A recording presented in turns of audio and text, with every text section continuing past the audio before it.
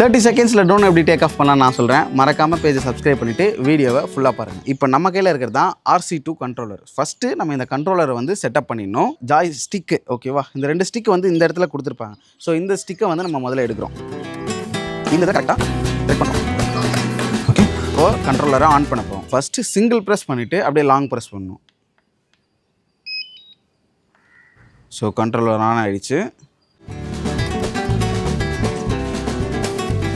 ட்ரோனை take off பண்ணுறதுக்கு first ரூலே நம்ம வைக்கிற இடம் வந்து ஃப்ளாட்டாக இருக்கணும். மோஸ்ட்டாக ட்ரோனை வந்து கையில் வச்சு இப்படி பறக்க வைக்கக்கூடாது. வச்சிங்கன்னா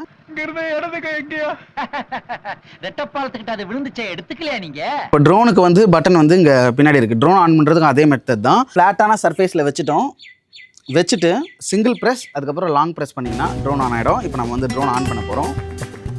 மொத்தம் நமக்கு ட்ரோனில் வந்து 3 மோட்ஸ் இருக்கும். என்னன்னா நார்மல் மோடு, சினா சினி மோடு, எஸ்னா ஸ்போர்ட்ஸ் மோடு. ஸோ இப்போ 2 ஜாய்ஸ்டிக்கையும் டுவோர்ட்ஸ் சென்டர் கீழே நம்ம புஷ் பண்ணுறோம். புஷ் பண்ணதும் ட்ரோன் ஆன் ஆகிடும். ஆன் ஆன அடுத்த செகண்டே இந்த ஜாய்ஸ்டிக்கை நம்ம மேலே தள்ளலாம், ட்ரோன் டேக் ஆஃப் ஆகிடும்.